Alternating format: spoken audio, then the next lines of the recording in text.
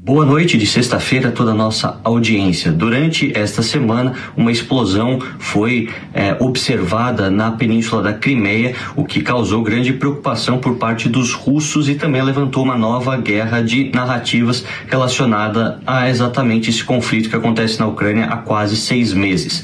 A Península da Crimeia, anexada em 2014 pelos russos, desde o começo dessa guerra, em 2022, não passou por nenhum tipo de ataque. Exatamente por isso que quando se observou essa explosão, muitas diferentes versões surgiram relacionadas à possível origem desse fogo. Alguns dizem que poderia ter sido o trabalho de guerrilheiros ucranianos ou partisanos simpatizantes da causa de Zelensky e dos ucranianos que estariam fazendo um trabalho internamente. Outros acreditam que poderia até mesmo ter sido um míssil ucraniano com esses novos armamentos de longo alcance enviados pelo Ocidente que atingiu a base.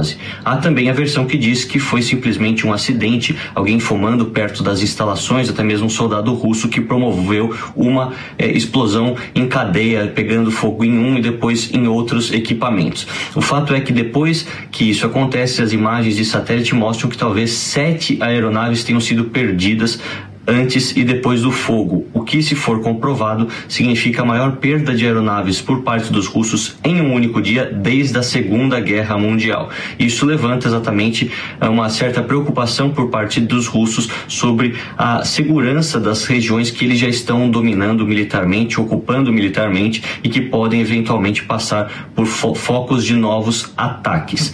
Relacionados também à questão econômica, os dados divulgados pelo Ministério da Economia russa mostra que nesse segundo trimestre de 2022 a retração foi de 4%, ou seja, menos 4%, sendo um pouco melhor do que as previsões de alguns economistas que falavam até menos 7%. Apesar das sanções econômicas não estarem tendo o efeito querido pelos europeus, ela tem de certa forma atrapalhado bastante a vida dos russos de classe média e classe baixa, exatamente por conta da dificuldade que eles têm tido de poder comprar os produtos do dia a dia, dado a alta inflação ou até mesmo a falta de alguns itens nos mercados e também em todo o comércio do país. O presidente Putin, juntamente com o seu governo, anunciaram que talvez a economia volte a crescer a partir então do segundo semestre de 2023 e esse movimento de queda ele vai continuar acontecendo, mas de forma um pouco menos acelerada.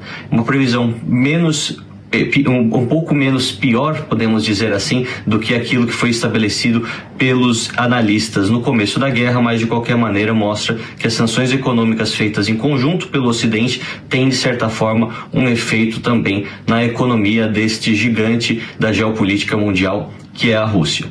Durante todos os próximos dias, continuaremos atualizando a nossa audiência em primeira mão. Luca Bassani, de Erfurt, na Alemanha, para a Jovem Pan News.